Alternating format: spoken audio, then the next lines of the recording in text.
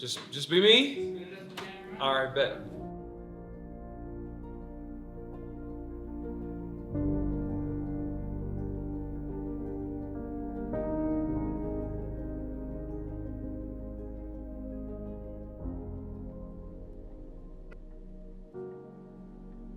We can work to combat racism as we look at every individual as human. When we realize that we're connected, we treat each other differently. That's what I hope to achieve by this project, is helping everyone to be treated equally. Every human life is worth fighting for, is worth helping, is worth supporting, strengthening, giving opportunity to.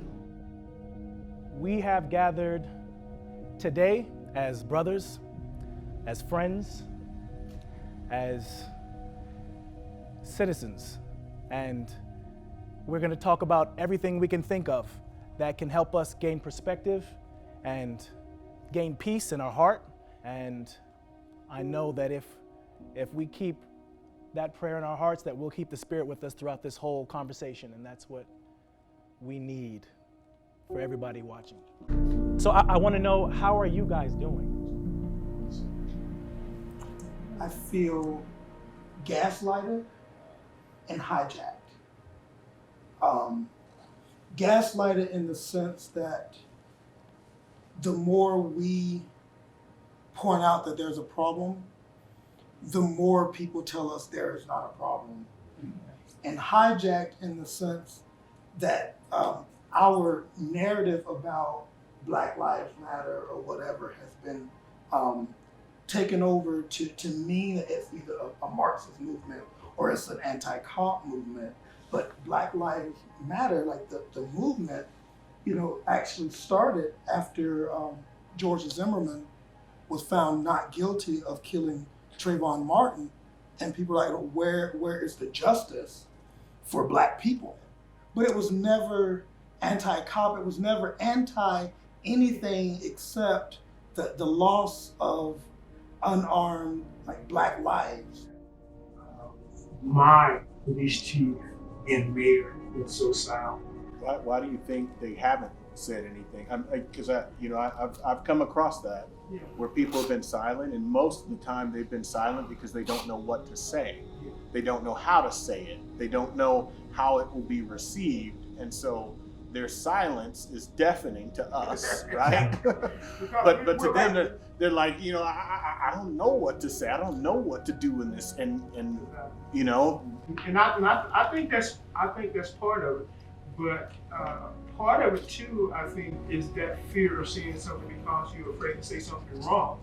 But until you actually, and it's unfortunately like this, until you say something wrong, then we don't have a chance to help you understand why what you said affect us. Because many of us are not out there to be anti-movement. For some of us who've spent the last 20 years, I just recently retired from public safety and law enforcement. Oh, wow. To me, I have no side. The side I have is the side of humanity. And how can we support both sides so that humanity is the side that overcomes and wins? My challenge is, if anyone says Black Lives Matter, they're associating it now with Marxism. And if someone says Blue Lives Matter, they associate it with the officer that dropped his knee on Floyd's neck. on his neck, and the death that came with that. And so we created these far sides when there's so many people in the middle that just want to be cared for and want to be safe when they have interactions with law enforcement and when they want to have interactions in society in general. This is my little brother. He's in tracks. He's one of the best runners in Salt Lake. And when I'm cheering for people, I want you to hear my voice no matter where you are. And keep going, keep going. Don't give up, because I'm here for you to be the best. And I remember I went to Sugar House Park. I was cheering for him. And this lady called cops and said, I have a gun. Just because I was young. And the cops get to the park, and then he asked me to follow him. I always tell my wife, if I send you my location, leave whatever you're doing and come right now. Yeah, so while I'm in front of the cops, I share my location. And she knows what that means. And when my wife gets to that place, to that spot, and the cop saw that my wife is white, he said, I didn't say you have a gun. I said, let me check to see if you have a gun, because you have a jacket. I said, no, this is not what you said. You said to me that this lady called you and said, I have a gun. So Blue Lives Matter, the Constitution, and all those type of things. People are like, this is beautiful. America is free, beautiful. Don't talk about those things. And then denial, because they want to hold on to that beauty. But the problem is that it's part of it. If you don't address an issue, it's going to blow the entire engine. For instance, I buy a new car, I need to change the oil. I was like, oh, my car is nice. I can drive it. Nice. Oh, she goes, oh, I don't want to do it. No, that doesn't exist. That's fake news. That's a glitch. And if you don't address it, what's going to happen to the engine? And that's what we're seeing right now. People, and the thing is, right now, I'm disappointed, but at the same time, hopeful. I think every person here can understand this. When I get into my car to drive, there's not a day that goes by I don't pray that I make it home alive. And it all started, I was in student housing, I was working on my master's, and it was Micah's birthday, which was yesterday, ironically. And I went to Smith's on 8th and 9th, you know where that Smith's is at, to go get him. We went to go pick up the cake, and I locked my keys in the car. And my wallet was right there, and you could see my ID. It was just clear as day, but I had my phone. And I called the locksmith.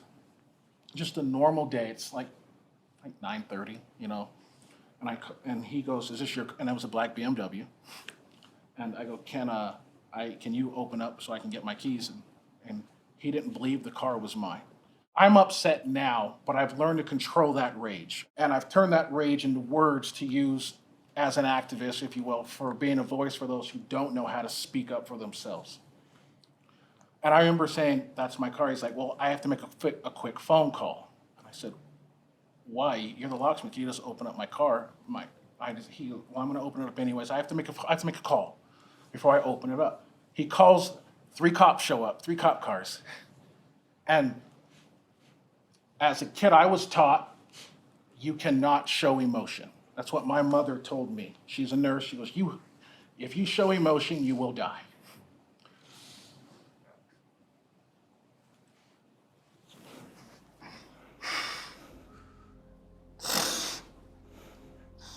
And I remember I wanted to kill him. And, you know, I was calm. I was like, okay. 5 more cop cars showed up. And they kind of surrounded me, and I'm like, why are so many of you here? Because of my car. I just want my car open so I can get my son his birthday cake and go home. And to this very day, I am scarred when I get pulled over. So for me, it's a matter of how can we help provide the skills to enhance the relationship, because I think the relationship is the issue. If there's not a strong enough relationship, I'm a 20-year law enforcement officer, and the cops pull me over and I sweat. That's after being, I sweat. So what does that say about the relationship that needs to be healed between a person of color and law enforcement? So I feel like we can't be true to what our movement is because people who have more social power have already rewritten our narrative and then spoon-fed it to us. And then we're put in this place where we not only have to bear the burden of this, but then they're asking us to tell them what to do to fix it. So like that's like my patients coming in, telling me, hey, I've been struggling with bipolar and addiction and whatever. And I look at my patient and say, so tell me what you're gonna do about that. I think there's a place for identifying so many of the things that are true that has been identified.